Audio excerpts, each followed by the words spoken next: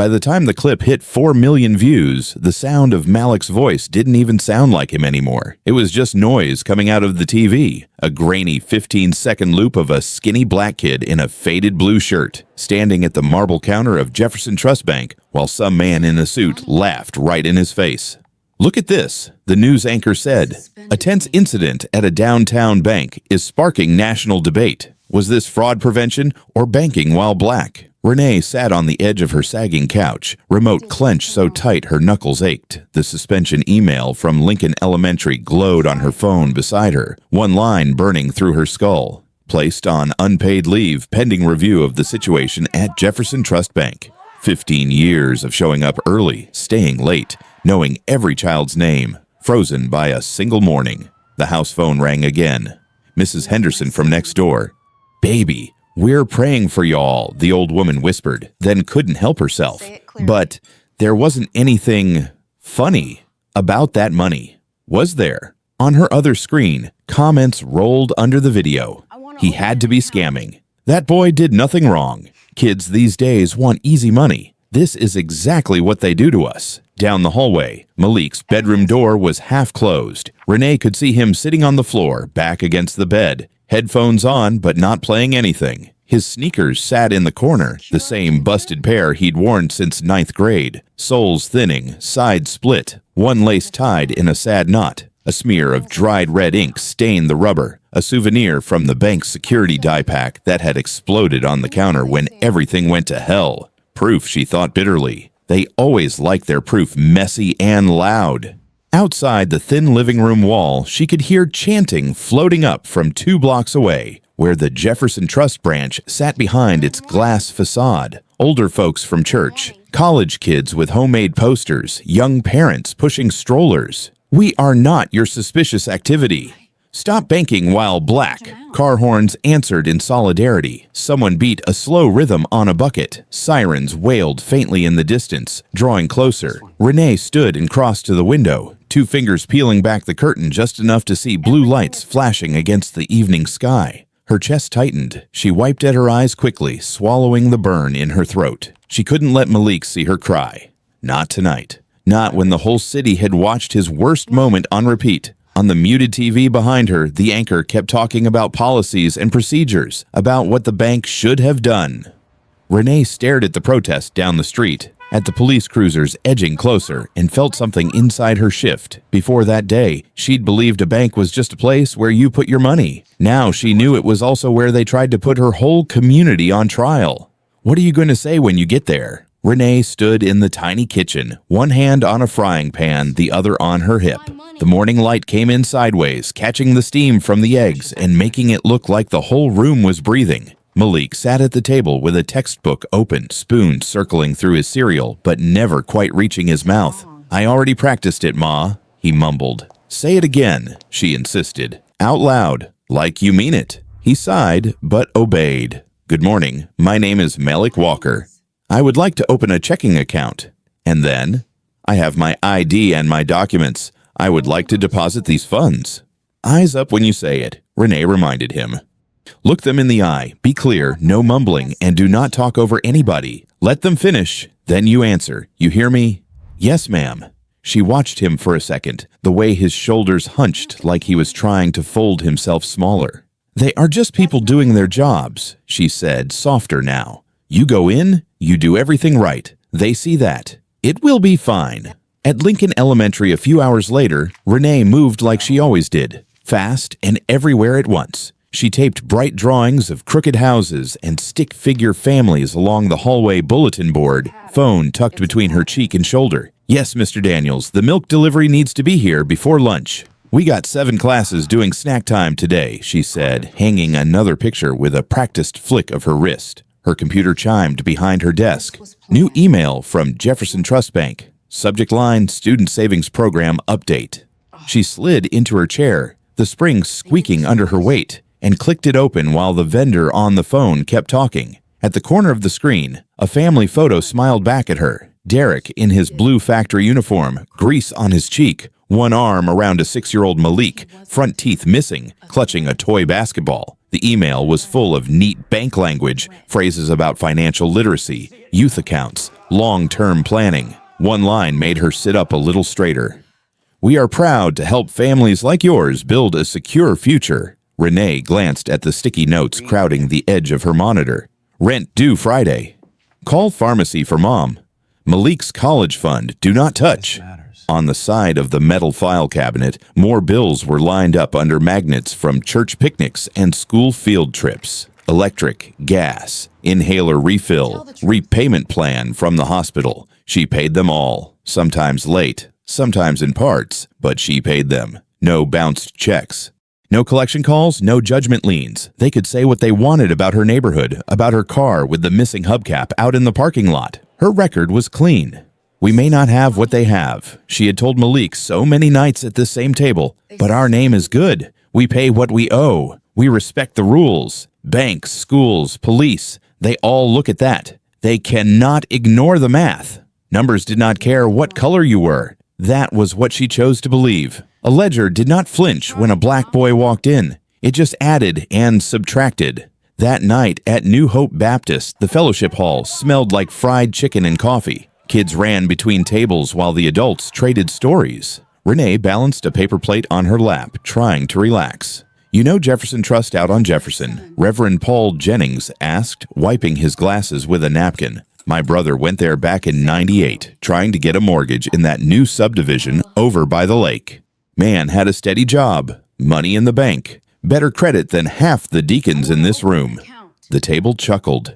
They looked at his address, set his file aside, told him they would call. Week later, he hears some young white couple from his job got the same loan, same amount, same bank. Only difference was their zip code. Renee shifted in her chair. "That was a long time ago, Reverend. Things are different now. There are laws against that." Across from her, Mother Louise snorted into her sweet tea. "Child, the law is ink on paper. The hand that holds the pen is what matters." Renee heard it. She even nodded politely. Then she folded the comment up in her mind and put it on the same shelf as stories about fire hoses and sit-ins. Important but distant, part of a past her son was supposed to be free from. Later that week, at the corner produce stand, her friend Tasha picked through tomatoes and shook her head. "You letting Malik go down there by himself?" "I will be right there," Renee said quickly. "But he is old enough to stand at a counter and say his own name. I want them to see him, not just me." Tasha gave her a look. "You know how they see him." "That is exactly the point," Renee answered. "I am tired of walking in first, smoothing everything over, proving we belong. I just want one time for his first time for them to look at him and see a customer, not a problem to manage." That night, she laid out his clothes on the bed. Clean button-down shirt, the one that still held a faint crease from Easter Sunday. Dark jeans with no rips. She smoothed the fabric like it was armor. Malik stepped into the doorway, hair freshly cut, trying to look casual and failing. His eyes dropped to the floor, to the shoes waiting there. Same pair he had worn all sophomore year, rubber worn thin at the heel, a small hole starting near the toe. "Ma," he said quietly, "do these look too busted for a bank?" She walked over, put a hand on his shoulder, felt the solid muscle he had grown without her quite noticing. "Listen to me," Renee said. "They do not care about your shoes. They care about the balance on that slip. You walk in there with your head up, your papers in order. You speak like you got some sense. That is what they will see. That is what they are supposed to see." He nodded, trying to borrow her certainty. Across town, under the high ceilings of Jefferson Trust, a security camera blinked to life in the corner. Its black eye rotated in a slow, mechanical sweep, glazing over marble floors, polished to a mirror shine, waiting for the next story to walk through its frame. Saturday mornings at Jefferson Trust always felt the same. The line snaked around the velvet ropes filled with older folks clutching Social Security checks, a couple of men in pressed suits checking their watches, moms bouncing babies on their hips, trying to keep little hands away from the candy bowl on the counter. Soft jazz floated from hidden speakers, the kind that was supposed to make everyone feel calm and safe. The door hissed open, and Malik stepped inside beside his mother, clutching a thick manila envelope to his chest. His shirt was the good one, the one Renee ironed twice. His jeans were clean. His sneakers were the same tired pair, rubber peeling at the edges, a dark stain across one side that even bleach had surrendered to. From his glass-walled office, branch manager Gregory Harlan looked up. He saw the boy first, then the shoes, then the address on the screen when Sophie typed in the information. Wrong neighborhood, wrong look, wrong kind of customer. He leaned toward Sophie and let his lips curl just enough. Let's see what this young man is trying to bank today. Sophie swallowed and nodded, forcing a professional smile as Renee and Malik reached her window. Good morning, Malik said, voice thinner than it had been in the kitchen, but still there. Hi, ma'am. I'd like to open a checking account. Of course, Sophie replied, fingers moving over the keyboard. Do you have your ID and your initial deposit? He opened the envelope with careful hands. Out slid documents and a cashier's check. Sophie caught the number printed across the top, and her eyes widened before she could stop herself. She had seen balances like that, but never in an envelope carried by a boy in worn-out sneakers. She glanced up at Renee, then at Harlan's office. He was already standing. Is there a problem? Renee asked quietly. No, Mom. I just need my manager to approve deposits over a certain amount, Sophie said, though her throat felt dry. Harlan appeared at the counter with a practiced smile, tie perfectly knotted, cufflinks gleaming. He picked up the check between two fingers like it might smudge him. That is quite a sum, he said. Mind telling me where this money came from, son? Malik looked at his mother, then back at Harlan. My grandfather. And my dad. And a scholarship. I have the letters. He fumbled through the envelope, laying papers out in a neat line. A trust document with Isaiah Walker's name. A letter from a law firm. Another from a college fund foundation with a gold seal. Renee added her own folder, placing down a copy of Derek's death certificate and the policy statement from the plant's life insurance. My husband worked 20 years at Marshall Auto Parts, she explained. When he passed, part of his insurance went into a trust in our son's name. His grandfather was a pastor. He left something small, too. And this, she tapped the cashier's check, is from a scholarship Malik earned. He has the grades to back it up. Harlan did not look at the letters. His gaze drifted instead to the address line on the form, to the zip code he knew all too well from risk assessment memos. His eyes flicked down to Malik's shoes, then back to Renee's face. Do you have any idea what federal law says about money laundering? He asked. Renee blinked. Excuse me? Large deposits, multiple sources, third-party checks, he continued, ticking off each phrase like it was a charge. You show up with no prior relationship with this institution and expect us to believe this is all legitimate? Where is your attorney? Where is your financial advisor? My attorney drafted those documents, Renee said, heat rising in her chest. You can call the number right there. Everything is legal. Everything is documented. We did exactly what the bank told us to do. Harlan turned the check over as if it might reveal a hidden trick. On his monitor, a small red note flashed at the bottom of the screen. And Walker Isaiah, prior litigant, settlement account, 1999. He remembered the training sessions about that lawsuit, the way corporate painted it as an overreaction from a few angry black homeowners. So, you are that Walker family, he murmured, almost to himself. Renee stiffened. We are the family that paid our bills and fought when we were treated unfairly. Is that a problem, Mr. Harlan? He smoothed his tie, smile never quite reaching his eyes. The problem, Ms. Walker, is that we have procedures. Given the circumstances, I will have to place a hold on these funds while we investigate. You and your son will need to remain here until we complete our report. Sophie shifted behind the counter. We could call the verification hotline first, she suggested softly. They can confirm the cashier's check and the trust account in a few minutes. Harlan's glance sliced over to her, sharp enough to make her look down at her keyboard. Thank you, Ms. Chen. I'm well aware of our options. Renee felt every eye in the lobby on them now, the way conversations had dipped into a hush. She knew the script she was supposed to follow. Smile tight. Say you understand. Apologize for the inconvenience. Go home.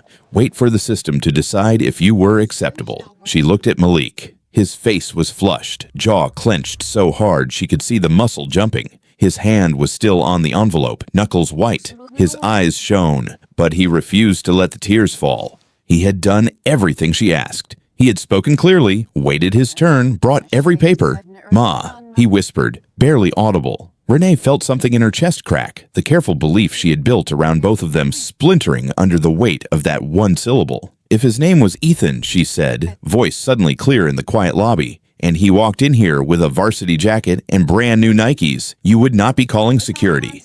You would be asking what college he was going to and offering him a free t-shirt. A murmur rippled through the line. Someone pulled out a phone. An older black woman near the door nodded, lips pressed together. One of the businessmen frowned, looking from Malik to Harlan. Harlan's smile disappeared. His shoulders squared, a different kind of training taking over. He tapped the edge of the counter twice. A signal. Across the room, Security Officer Daryl Price straightened from where he had been leaning near the entrance. He was broad-shouldered, buzz-cut, with a badge that still felt heavy in ways he did not talk about from his military days. He met Harlan's eyes, saw the tilt of the head toward Renee and Malik, and started walking. At the same time, Harlan lifted the phone on the counter, punching in an extension. "Fraud department, please," he said. "I need to report a suspicious minor attempting to deposit unverified funds, accompanied by a hostile parent. Yes, I will hold." The words hung in the air, ugly and official. Renee heard chairs scrape behind her, felt without turning the way people were angling their phones, framing her and her son between marble columns and potted plants. The jazz track played on, cheerful and smooth, like nothing at all was wrong. She reached for Malik's hand, lacing her fingers through his. His palm was damp and trembling. "Look at me," she said quietly. He lifted his eyes. "You did nothing wrong," Renee told him. "Do not apologize for existing. Not to them. Not to anybody."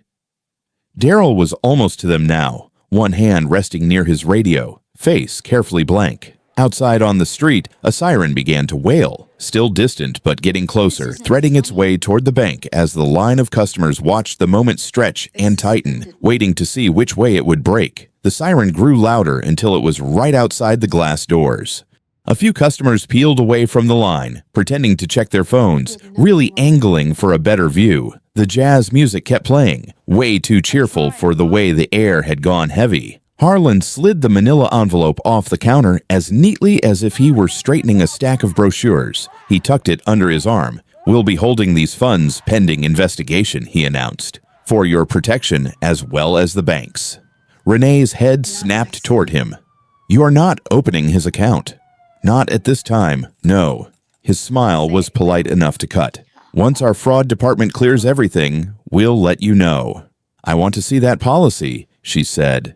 "The one that says you can keep my son's money hostage when you already have proof of where it came from." Sophie's fingers hovered over her keyboard. "I can print the hold procedure, Ms. Walker," she offered, voice small. "That won't be necessary," Harlan said quickly. "Police are here."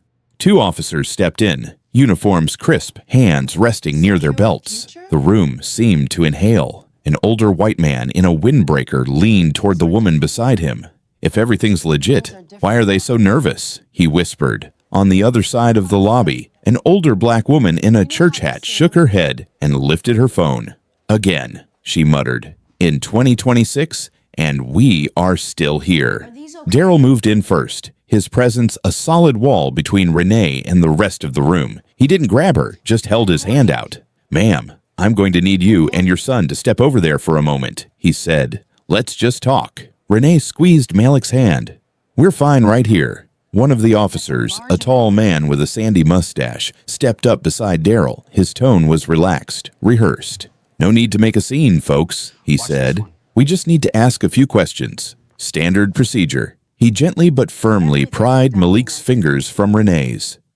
"You can talk to Mom in a second, all right? Come on, champ." They led Malik a few yards away, parking him in a chair by the potted plant. Renee moved to follow, and another officer held up a palm. "Ma'am, if you could just have a seat right there," she said, pointing to a chair on the opposite side of the lobby. "We'll talk to you after we speak with him." "That is my child," Renee protested. "He's 15. He is not talking to you without me." "Ma'am, no one is under arrest," the officer replied, voice tightening. "Right now, you're interfering. Please sit down." Renee looked at Malik. He looked back, eyes wide, Adam's apple bobbing. She forced herself into the chair, fingers digging into her knees so hard they hurt. The question started almost before he sat. Who told you to bring this money here? Did you meet someone online who promised to double it? Is anybody outside waiting for you? Did anyone say you'd get a cut if you opened the account? No, Malik said again and again. It's mine. It's my granddad's, my dad's, my scholarship. I have the letters. My mom has them. Across the room, Harlan was still on the phone, voice low but urgent. Yes, I said minor. Yes, multiple instruments. No verified advisor present. Mother is agitated, possibly combative. Yes, I'd categorize it as suspicious activity. By the door, a teenager in an oversized hoodie hugged her backpack to her chest and hit record on her phone. Tiana had come to cash a 20 from her part-time job at the nail salon. Now she zoomed in as Harlan glanced at the computer screen, then at Malik, then let out a sharp little chuckle. There's no way this is your money, son, he said, words clear as glass. Tiana caught the way Malik's face crumpled for half a second before he swallowed it down. She caught the way Renee half rose from her chair and sat back when the officer's hand hovered over his taser. She caught the way the older woman in the church hat whispered a prayer under her breath. By the time Renee and Malik were finally allowed to leave, the envelope was still behind the counter, and the whole bank knew their business. The ride home was silent. Malik stared out the passenger window, jaw clenched. Renee's hands stayed at 10 and 2, knuckles white on the steering wheel. The radio played some upbeat song about weekend plans. She turned it off. Her phone started buzzing before they even pulled into the driveway. Cousin Shonda. Girl, I just saw something online. Y'all okay? What is this about a bank and all that money? Then her aunt. Baby, I would have gone with you if I'd known. You sure you know where that money came from?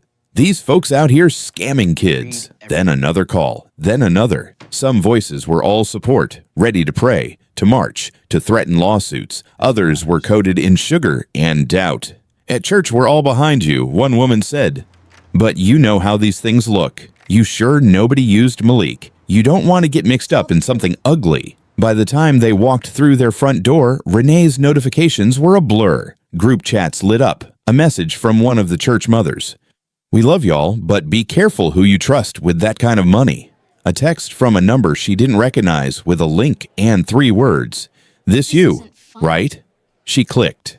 TikTok opened to a frozen frame of the bank lobby. Malik at the counter, Harlan leaning in, Tiana's username in the corner. The caption, kid just tried to open a bank account. Manager treated him like a criminal. Airdrie banking while black. Renee pressed play. There was her son's voice, polite and small. There was that laugh. That sentence. There's no way this is your money, son. The video cut off right as the officers stepped into frame. Ma, Malik said from the hallway, voice ragged. Don't watch that. She turned, phone still in her hand. Baby, it's already out there. I don't want to go to school, he blurted. Tomorrow, Monday. I don't care. I don't want to walk in and have everybody holding their phones up. I don't want them Googling me, and that's what pops up.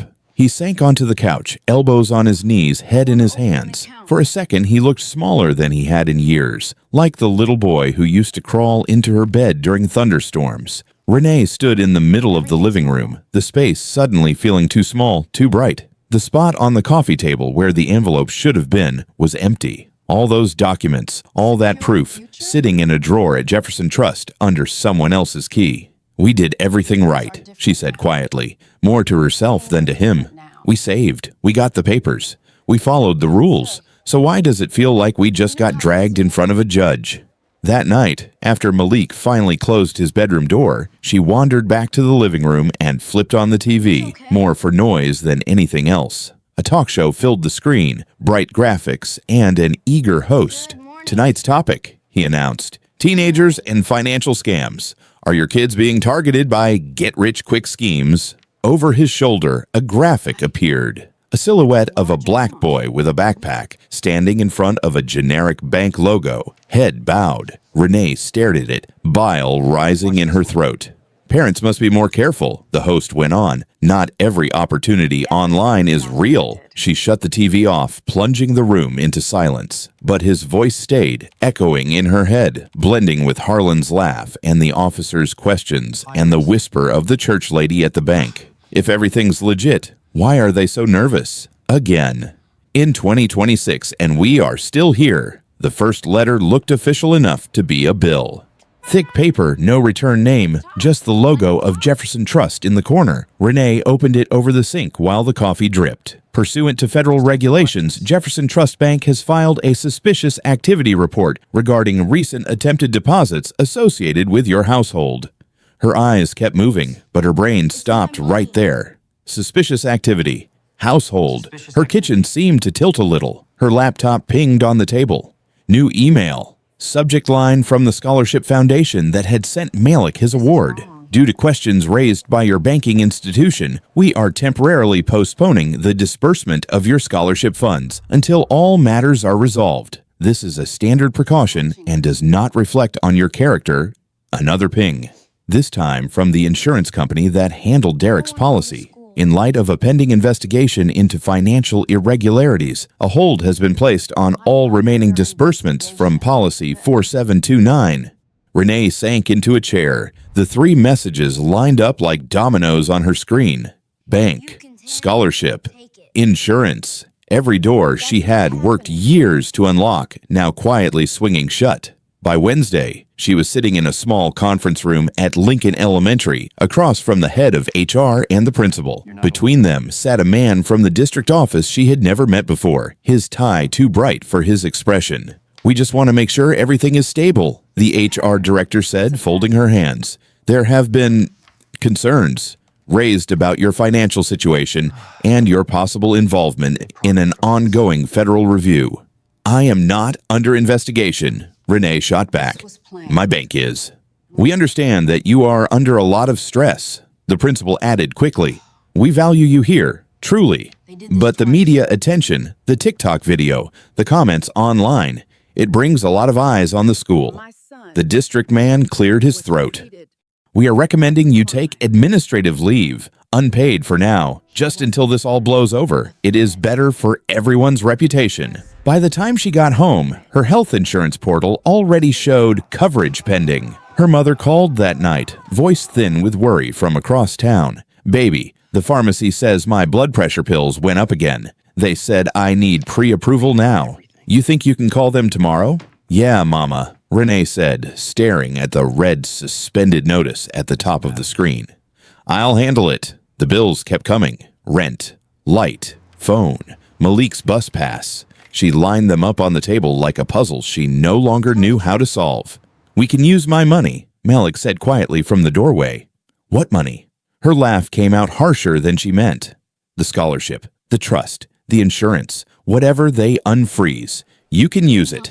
I don't have to go to college. I can do something else. Work. Help out." Renee stared at him, throat tight. "You think I fought this hard for you to hand your future back because some man in a suit got scared of a number on a screen?" He shrugged, eyes on the floor. "Maybe if we just tell them we are sorry it got so big, they will give it back and stop. We could say we misunderstood, that we overreacted." The worst part was the thought that flashed, uninvited, across her mind. Maybe he is right. Maybe if I apologize, pull down the posts, stop answering reporters, they will quietly release the funds and move on. That was the version of her she had always been. The peacemaker, the woman who smoothed ruffled feathers and made everyone comfortable, even when she was the one bleeding. 2 nights later, Reverend Jennings stopped by with a stranger in a worn suit and a leather briefcase. "Renee, this is Andre Lewis," the Reverend said. "Old friend of mine. Used to work for the DA's office. Now he fights for folks who get chewed up by this system." Andre laid a thick folder on the coffee table. Inside were copies of other letters, stamped and redacted, names blacked out but addresses all too familiar. "These are SRs," he explained. "Suspicious activity reports, filed on people who tried to deposit tax refunds, insurance checks, church building funds. Mostly black, mostly from your part of town." He flipped to another section. "These folks, after Jefferson closed their accounts, guess where they ended up? Sure Way cashing on the corner of 3rd, payday loans, check cashing fees, interest that never ends. In more than a few cases, the same banker who shut their accounts is the one who slipped them the Sure Way flyer on the way out." Renee shook her head. "I did everything they told me to do. I came to them first, used their products, followed their rules." Andre nodded. "That is what all of them thought.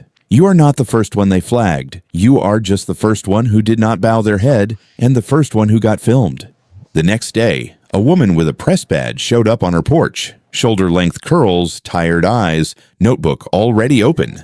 Alicia Grant, City Ledger, she said. I have been digging into Jefferson Trust for 6 months. I have numbers, patterns, internal hints. What I do not have is a face people care about. Until now. At Renee's kitchen table, Alicia opened her laptop. Charts and spreadsheets glowed on the screen. 3 years, she said, tapping a bar graph. 78% of accounts closed for suspicious activity are from 3 zip codes, yours and 2 just like it, predominantly Black and Latino. Out in the suburbs, at the branch near the mall, she clicked. Less than 5%. She pulled up another document. Jefferson Trust signed a partnership with Sureway Caching around the same time those numbers spiked. Internal memos literally tell staff to refer customers whose accounts are closed. I have emails where tellers joke about feeding the machine.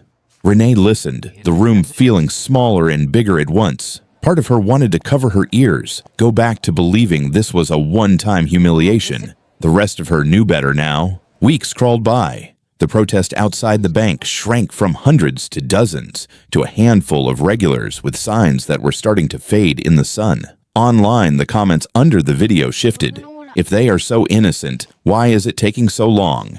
Maybe the bank found something. There are 2 sides to every story. One Tuesday after dinner, the mail slot clacked. Another envelope from Jefferson Trust. Another from some federal office she had never heard of. Internal review notice, the first one read. We are conducting a comprehensive evaluation of your recent interactions with our institution. The second was colder. This letter is to inform you that a federal inquiry has been opened into financial activities associated with your name and accounts. You may be contacted for further information. That night, Renee sat on the edge of Malik's bed, watching his chest rise and fall in sleep. The glow from her phone lit his face, smoothing out the lines worry had carved there. A notification banner slid across the screen.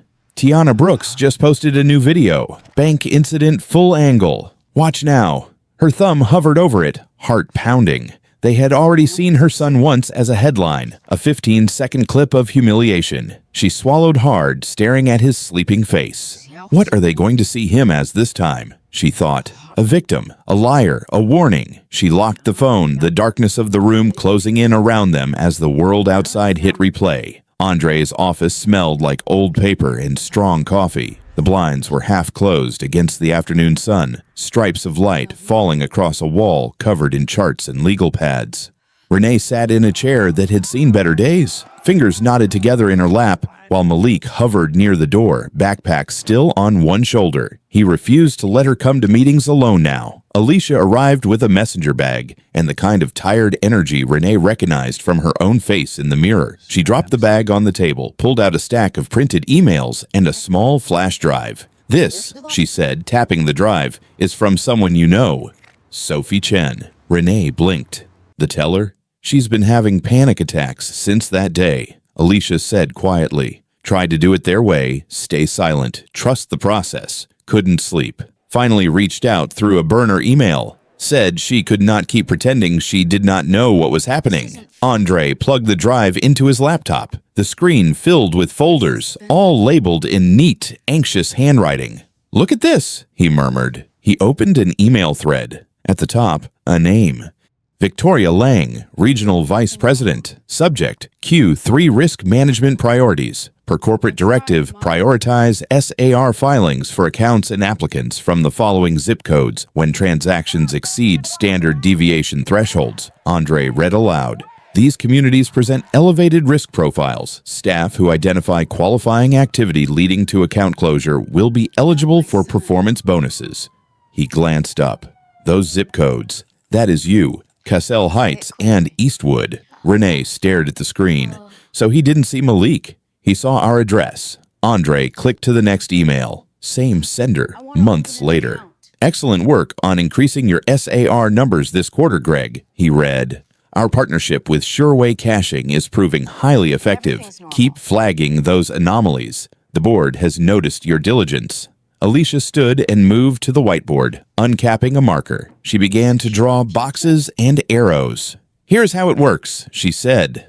Jefferson Trust identifies a risky customer. That can mean a big deposit from a black neighborhood or just someone who suddenly starts saving more than they used to. They file a SAR, freeze, or close the account. She drew an arrow from Jefferson to closed account. Then the customer is stuck. Rent is due, bills are due. They cannot access their own money. So what do? They go to Sureway Cashing across the street, which, surprise, is owned by the same parent company as Jefferson. Another arrow. Sureway charges them to cash their checks, then offers payday loans at interest rates that would make your head spin. Miss a payment, the fees stack. People lose cars, then lose houses, all while Victoria Lang emails congratulations to branch managers for feeding the funnel. Renee's stomach turned, and Harlan gets a bonus every time he ruins somebody. He gets numbers, Andre said. Bonuses are tied to numbers. If he does not hit them, he loses his chair, his pension.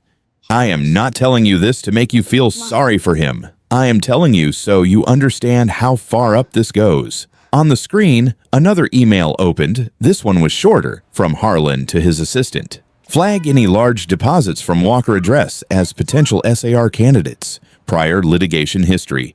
Do not approve without my sign-off.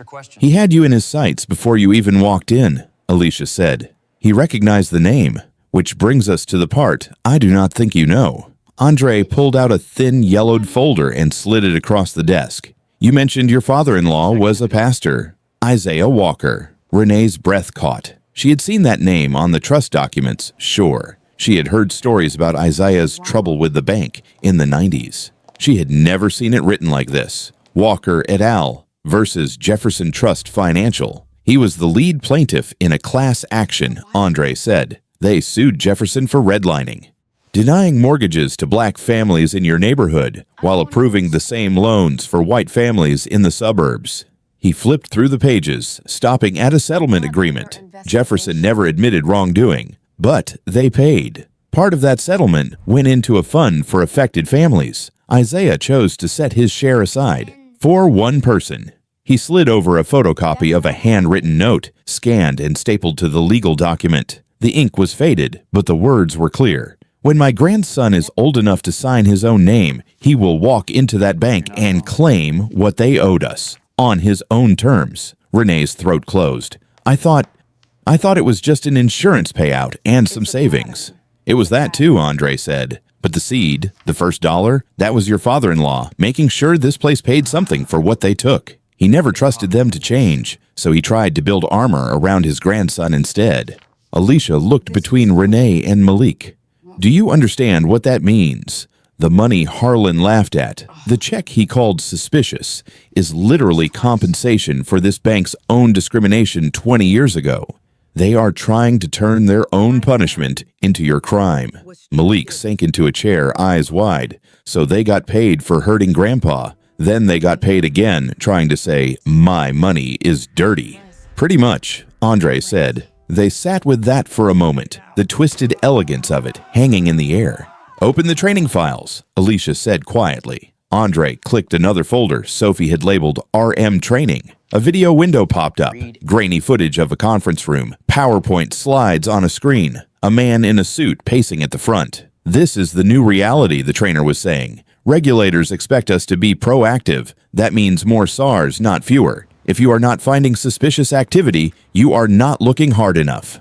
If your branch numbers do not rise, we will assume you are not doing your job. He clicked to a slide with color-coded neighborhoods. The high-risk areas were all blocks Renee knew by heart. Focus on these zones, the trainer continued. We are not saying everyone there is a criminal. We are saying statistically, your best chance of finding anomalies is here. Be vigilant. We will be tracking your reports. Next slide, a chart labeled Performance Incentives. Hit your targets. There is bonus money on the table, the trainer said with a smile. Miss them. We will have to reevaluate your position. Sophie's note popped up underneath the video frame. He used to be nicer, she had typed. Before this, he was just a regular manager. After these trainings, it was like a switch flipped. Everything was a potential SAR. He joked about catching whales from our branch. He needed those numbers. We all did. But he chose to point the harpoon at your kid. Renee looked from the screen to the wall where Alicia had started pinning printouts with push pins and red string. A timeline began to take shape. Early 1990s, Jefferson denies mortgages in Castle Heights. 1998, Isaiah Walker leads lawsuit. 1999, settlement, trust fund created. For years, nothing, just deposits. Steady, quiet. Then 2023, new risk management regime, SAR incentives. 2024, partnership with Sureway. 2026, Malik walks into Jefferson with his trust, his scholarship, his father's insurance. Same bank, same last name, same zip code, still tagged as danger. Renee stood, walking closer to the wall. Her fingertip traced the line from the old black and white photo of Isaiah in front of the courthouse to a color printout of Malik at the bank counter, frozen mid-sentence. All this time, she whispered, I kept thinking the system was broken, that somebody had messed it up. If we just showed them the right papers, they would fix it. She turned back to Andre and Alicia, her face hardening in a way they had not seen before. It isn't broken, she said. It is working exactly how it was built, to protect them from us, to turn our hope into their profit. Twice, if they can manage it. Alicia set her notebook down and reached for her camera. I want to go on record with you, she said. Full story, names, dates, everything. I am not going to sanitize it for them. Renee looked at Malik. He met her eyes, then nodded, just once. She faced the lens, shoulders squared. For the first time since that Saturday morning, there was no flinch in her. If you write this, she told Alicia, write all of it, not just what they did to my son in that lobby. Write what they did to his grandfather. Write how many families they bled before we ever walked through those doors. This is not just about us. It is about everyone they hurt who never had a camera rolling. City Hall had never been this full on a weeknight. Every pew in the council chamber was packed, people standing shoulder to shoulder along the walls and up the stairs. Old men in veteran caps, women in church dresses, young couples with toddlers in their laps, college kids with phones held high, live streams running. At the front, under the city seal, the council sat in a raised row, flanked by lawyers in expensive suits. A bank representative occupied one table, face tight, hands clasped. At the other table sat Andre, files stacked in front of him, and Renee, palms flat on the wood to keep them from shaking. Next speaker, Ms. Renee Walker, the council chair announced into the microphone. Her name rippled through the room. A few people clapped, others murmured. Malik watched from the second row, squeezed between Reverend Jennings and Tiana, who already had her camera app open. Renee walked to the podium. The wood felt smooth under her fingertips, worn by years of complaints about potholes and noise ordinances. Not this. Not a whole system on trial. She adjusted the mic. Her voice came out thin at first. My name is Renee Walker, she said. I've been a secretary at Lincoln Elementary for 15 years. I'm a mother. I'm the woman in that video you've all seen holding my son's hand while a bank decided he looked like a crime. A murmur swept the room. She held up a hand, as much to steady herself as to quiet them. That Saturday morning, she went on, was supposed to be simple. We were opening a checking account. My 15-year-old child, who did everything this city told him to do, got the grades, stayed out of trouble, saved his money. He walked into Jefferson Trust wearing the best shirt he had and the only pair of shoes he owns. Her voice firmed. He wasn't just laughed at for those shoes. He was laughed at for the future his grandfather bled for in court and his father sweated for on a factory floor and I scraped for at kitchen tables with overdue bills. She let that sit. Somewhere in the back, someone shouted, "Tell it!" When that manager looked at my son, Renee said, he did not see a customer. He saw a risk profile, a zip code, a chance to hit his bonus. She stepped back. I am not here to cry for your sympathy. I am here as a witness to what happens when the rules are written to punish us for surviving. Andre took her place at the podium. His tone was cooler, lethal in a different way. What Ms. Walker just described, he said, is not an isolated misunderstanding. It is the end result of a program. He clicked a remote. Behind him, a giant screen lit up. Charts, emails, maps. Over the last 3 years, Andre continued, Jefferson Trust closed nearly 4 times as many accounts for suspicious activity in 3 poor zip codes as in all their affluent branches combined. 78% of those closures belong to Black and Latino customers. Click. A flowchart appeared. Jefferson Trust, a closed account. To Sureway, caching to fees and foreclosures. Then these same customers were funneled into Sureway Caching, a payday lender owned by the same parent company. Internal emails celebrate how effective this pipeline has been. That is not protecting the community. That is extracting wealth from it. He tapped another button. An email filled the screen, enlarged for everyone to see. From Victoria Lang. Excellent work on increasing your SAR numbers this quarter, Greg. Our partnership with Sureway is proving highly effective. Keep flagging those anomalies. The board has noticed your diligence. Soft gasps rose from the crowd. Now, Andre said, you will hear from the people who were ordered to carry this out. The lights dimmed slightly as Alicia queued up a video, grainy footage from inside the bank manager's office. Harlan's voice came through the speakers, sharper than in person. I don't care if it's a trust fund from Jesus himself, he was saying into the phone. Kid like that walks in with 6 figures. I'm not rubber stamping it. If this one comes back clean, I'll retire. The room erupted. Angry shouts, disbelieving laughter, a low growl from somewhere on the left. Up at the bank's table, their lawyer went pale. Order, the council chair barked, banging his gavel. Order. When the noise settled, Andre nodded toward the aisle. Officer Price. Daryl walked slowly to the witness table, uniform pressed, cap in his hands. He looked like he would rather be anywhere else, but he sat, raised his hand, took the oath. Mr. Price, Andre said, you were the security officer on duty at Jefferson Trust that day. We have a statement here prepared by the bank's attorneys that you were asked to sign. In it, you say Ms. Walker was aggressive, that her son was non-compliant, that you feared for other customers' safety. Is that true? Daryl stared at the paper in front of him. When he finally spoke, his voice was low. That's what they wanted me to remember, he said. That's not what I saw. The room went still. What did you see? Andre asked. I saw a scared kid in worn-out shoes, holding on to his mama's hand, Daryl said. I saw a manager tell me, before the police even got there, stand close to him. If he steps back, that counts as resisting. We need to document any sign of aggression. He swallowed, jaw working. I've stood next to men twice my size who were actually trying to fight. He went on. Malik wasn't that. He was shaking. He was trying not to cry. I knew it then. I'm saying it now. He wasn't a threat. We were the ones turning him into one on paper. The council chamber buzzed. Here it was. A crack in the wall. One cog in the machine choosing, finally, to turn the other way. Why tell the truth now? Someone called. Daryl looked out over the crowd, eyes landing briefly on Malik.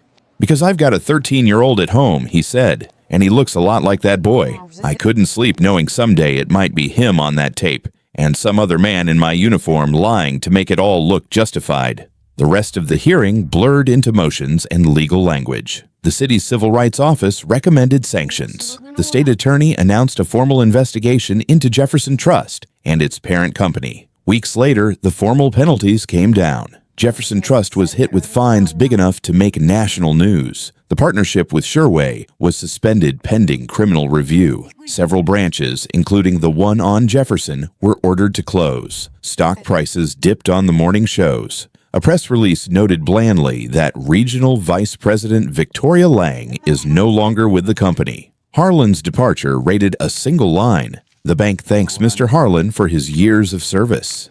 Due to internal policy, we do not comment on personnel matters. Andre heard through a friend that his pension had been quietly clawed back. The system had taken care of its own, the way it always did. Only this time, its own did not include the people who had used it as a shield. Renee's price came due in quieter ways. The district sent her a letter offering a severance package, a modest check in exchange for a non-disclosure agreement that would keep her from ever talking about her time at Lincoln or why she suddenly vanished from the front office. She read it twice, then slid it back into the envelope and mailed it to Andre with one sticky note attached. Not for sale. Without her job, her health insurance evaporated completely. She patched together part-time work, a few shifts at the community center, some babysitting for neighbors, anything that kept them afloat month to month.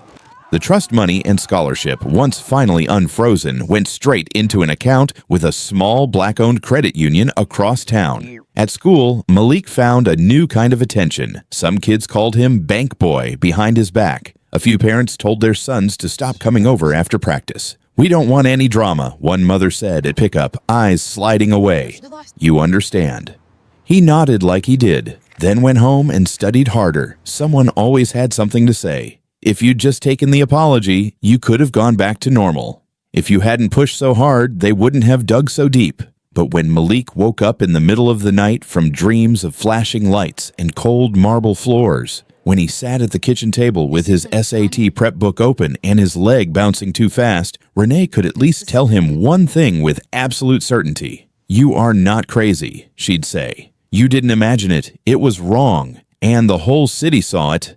One evening, months after the hearing, she stood in the doorway of his room. Malik was hunched over a stack of practice tests, pencil moving, headphones around his neck, but no music playing. "How's it going?" she asked. He looked up, eyes tired but focused. "Reading section is trash," he said. "Math's fine," she smiled.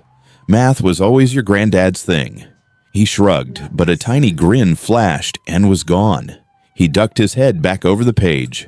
Renee leaned against the doorframe, watching him. The scars were there, invisible to anyone who hadn't lived it. The flinch at raised voices, the way he scanned every room they entered now, the hesitation before he said his name to any person with a badge or a tie. They had won something, but it had cost pieces they would not get back. Still, as she listened to the scratch of his pencil, she felt the weight shift on her chest. Not gone, but lighter. He knew now that the problem was real.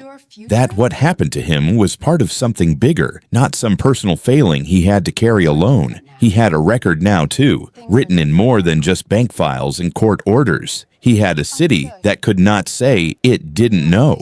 3 years later, the marble floors were gone. The old Jefferson Trust branch had been gutted, painted in warm colors, its columns wrapped in banners that read, "Isaiah Walker Community Financial Center." Where the tellers once sat, there were round tables and mismatched chairs. Kids in hoodies and aunties in church hats leaned over worksheets about credit scores and APR. Malik, now 19 with a faint mustache and a college lanyard around his neck, stood at the front of a small group of teens. "So when you see a loan with no credit check and easy approval," he said, marker tapping the whiteboard, "you should ask yourself one question. How are they planning to make their money off me?" A few kids laughed. One girl raised her hand.